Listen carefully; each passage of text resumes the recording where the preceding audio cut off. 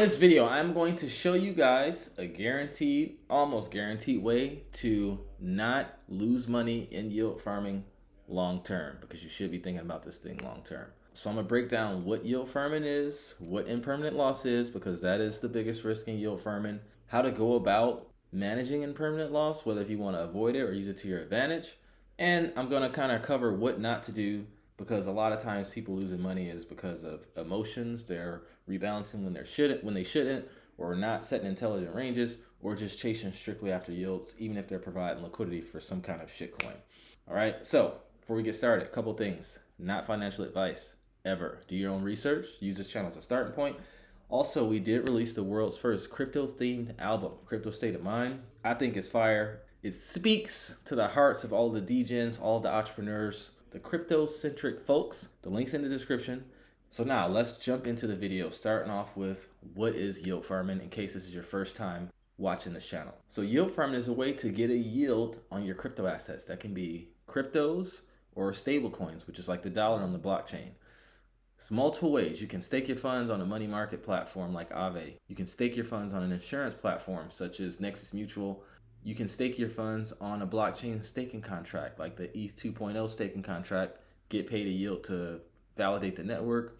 Or the most profitable way, and the way we're going to be talking about in this video, and the way we always talk about on this channel, to be honest, is staking your funds on decentralized exchanges such as Uniswap, Orca, Radium, Velodrome, QuickSwap, etc., and getting paid passive income when people swap back and forth in the pool that you provide liquidity in. So for example, if you're in an ETH USDC pool, anytime someone swaps ETH to USDC or USDC to ETH, you're getting paid in ETH and USDC. You're always getting paid in the two assets that you're providing liquidity in.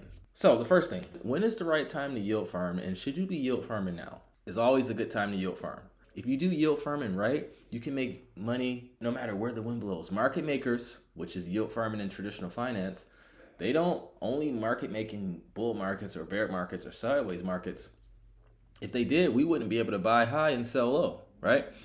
There are strategies to deploy when prices are going up, strategies to deploy when prices are going down, and there's strategies to deploy when the markets is ranging sideways. That's only three things the market can do: uptrend, downtrend, sideways. So there is always a time for yield farming, but you have to switch the strategies up. And I recommend using a certain portion of your portfolio for yield farming, 25 to 40%, depending on market conditions, depending on your risk tolerance, your competence level, and rebalancing accordingly. Meaning, if you yield farming portfolio, you want it to make up 25%, and at the end of the month or the quarter, whenever your rebalancing schedule is, say it's at 50, 60, it forces you to buy low and sell high, right? Same thing with your asset portion. If you want to be 40% ETH does a 3x, now you're 80% ETH, you got to get it back down to that 40. So it forces you to sell ETH at a profit and buy other projects at a discount. So it's a guaranteed way to win long term if you stay consistent with that. So that's one thing. Two, you never want to provide liquidity in two assets you wouldn't hold on their own, because impermanent loss, it'll fuck you right on good if you do that. Let me explain what I mean. So this is a Sol USDC pool that I'm in, actually two of them. And impermanent loss happens when you go out of range to either side, right? So anytime price is between this yellow line, I'm making money, and anytime it's in between these two yellow lines, anytime it's between these two green lines as well, I'm making money. If it does this and it goes out of range, it's a limit order for the underperforming asset. So that means the underperforming asset, if Solana is going against USDC, if Solana goes out of range to the upside, the underperformer is USDC. So I'm going to be in 100% USDC if I go out of range to the top. And if price does this and I go out of range to the bottom, I'm going to be in 100% Solana, because Solana is now underperforming the dollar within that given range. Right? So you're providing a service. It's a different way to think about it versus trading. And I've made tons of videos on setting ranges and how to think like a pro yield farmer and take profits, and pretty much anything you can think of, I've made a video on it.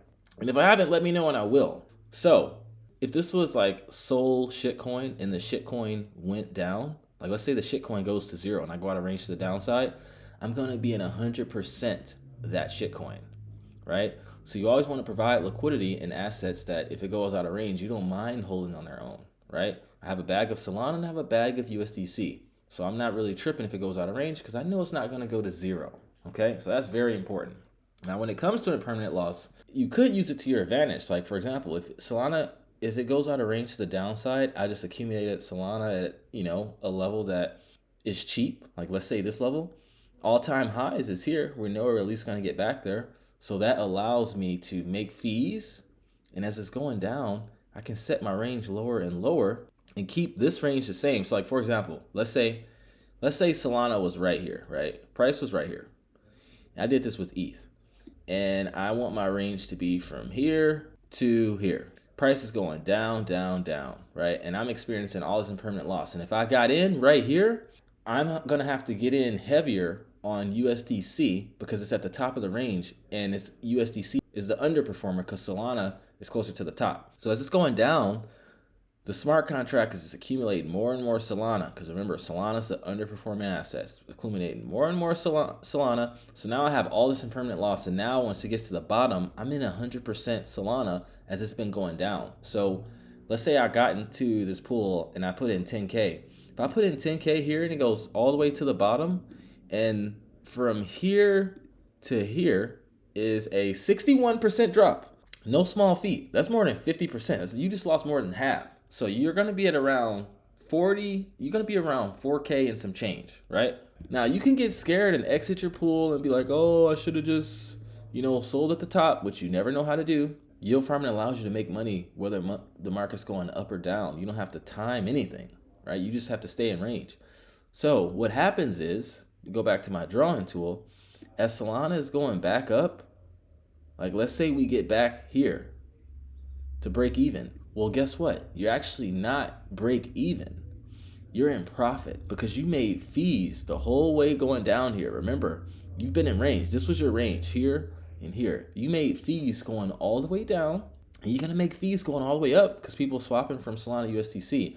So now you're going to be back break even in your principal, but your fees is going to make sure that you're in profit, right? And this Sol USDC pool that I'm in is actually paying really good. I just made a video on it. A lot of times on average it's paying around 1% a day in this yellow range and a little less on the green range, like 0.2 to 0.5% a day. So that impermanent loss actually helped you, because had you just been holding Solana and it went down and it went back up, you would have been, and you had 10K in it, went back down, went back up. You're back to 10K. But if you were providing liquidity, it went back down, it went back up, you got your 10K back in principal, but you made fees. And now you have more Solana so that you'll actually have more profits, okay? So, impermanent loss isn't always a bad thing. Sometimes it's a good thing, but you have to think long term, because had you exited when it got out and the market went all the way back up, you just lost money. Or you might have not necessarily lost money, depending on what you did, but you didn't make as much and you're probably a little bit more stressed out. The next no-no to avoid when yield farming is providing liquidity on sketch dexes, right?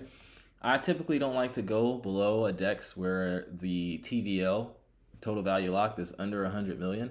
Uniswap's at 4 billion, Pancake Swap's at 1.6 billion, Curve 1.6, Kodiak 1.3, Aerodrome 778 million, Orca 295 million, QuickSwap 150. So there's plenty of dexes you can LP on before you have to start playing around with the Sanctum Infinities and the Min swaps. And hey, it's no shade on them, and I'm sure some of these are going to go up, right? Some of them are just starting out. Some of them are, still getting their stuff together. But just personally me, I just prefer to, I was affected by the Radiant hack, so I still got a little PTSD. So I just prefer to play it safe because the yields are plenty, and Uniswap's never been hacked. These protocols are battle tested. So that's the second thing. Provide liquidity on dexes that are battle tested.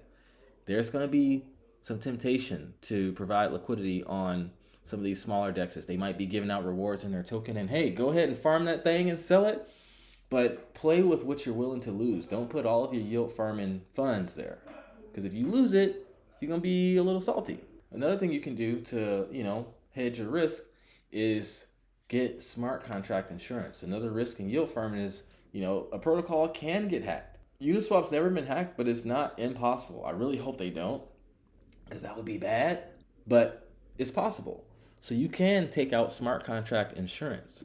So Nexus Mutual is like the top platform. You go here, you hit buy cover, right? And it gives you all of the packages, but you can also buy cover for a specific pool that you're in. So you can search here through the different like platforms. You got Morpho on here, you got Pendle Finance, you got Aerodrome, Aave, right? So you go on here, and basically if Aave gets hacked, you know, it tells you what it covers and what it doesn't cover. Smart contract exploits, Oracle failures, liquidation failures, governance attacks. You can pick how long you want to be covered for, but it does factor into your yield. So this one will be 4.4%. So you want to make sure that you're outperforming that, at least, so that way you're still profiting, because you don't want to just be paying insurance and losing money, right? Got Uniswap v3 here, and you can cover your ETH, your USDC. It used to be, I don't know if it's still on here, but you used to be able to like go on here and pick exactly what pool you want to cover. So if you're in like an ETH USDC pool, you can get insurance on that specific pool, right? And it tells you what you have to do, what you have to do when you file a claim, all of that stuff. And then you can search by categories. So if I just want to do decentralized exchange, yeah, I guess they don't have it where you can pick the specific pool unless I am missing something, because I haven't been on this site in a while. And the next thing you want to do to not lose money is set your ranges intelligently. All you doing is looking at support and resistance, which is ceilings and floors. Support is floor, resistance is ceiling.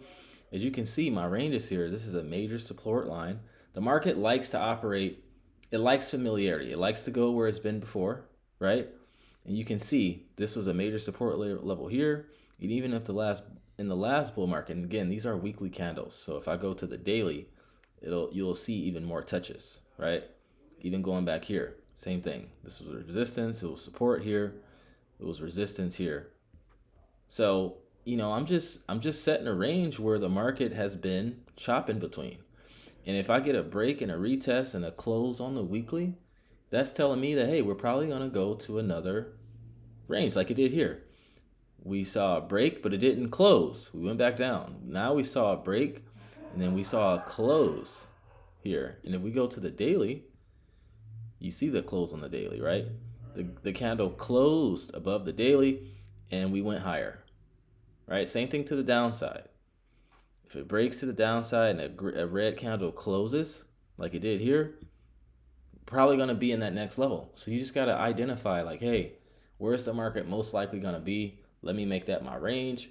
And you can set tiers and be like, okay, I want to have one for where the tight range so I can maximize my yield, and a wide range so I can be in range once the big moves happen, because it's time in the market versus trying to time the market. I talked about this in my other videos. This chart shows the value of 10K invested into the S&P 500 between January 2003 and December 2022. If you were invested in all days, your 10K would be worth 64.8K. If you miss just the 10 best days, your performance is more than cut in half. If you missed the 20 best days, you made $7,826. If you missed the 30 best days, you only made $1,100 something. And if you missed the 40 best days or more, you actually start to lose money. So now when it comes to yield farming, it's the same exact thing. You want to be in range when these big candles are printing. So it's good to have a tight range to maximize your yield.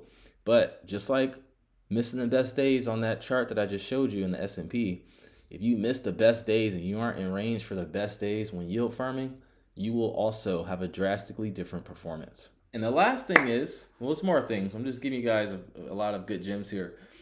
You want to make sure you're providing liquidity on the right chain and you're accumulating the right assets, right? If you have a little bit of money, it might not be a good idea to provide liquidity on ETH, because you might be in range and go out of range, have to rebalance. And the gas fees on ETH are more expensive than on an arbitrum or a polygon or a solana, right? You want to know what's happening with these chains. Are there new initiatives launching that's going to incentivize liquidity, right? There's all these different things. I gave you guys a lot in this video. Before we wrap up, I do want to say, if you want to learn how to manage your portfolio like an institution, like a professional market maker, get access to all the educational resources and tools that you need, along with help from professional coaches who have been in the markets for over decades, as well as a community of people who are all learning together with everyone's best interests, you can do two things. You can click the link in the description and book a free one-on-one call with me, and we'll see if our program is a good fit for you. Or if you want to just get a feel, click the other link in the description and join our free group. But with that, I ask that you like, comment, subscribe, share with a friend. We need to get this message out there. Help me reach 3K followers. With that, I'd like to conclude. Thank you so much for watching. I love every single one of you who tuned in, and I will see you in the next video. Take care and trade safe.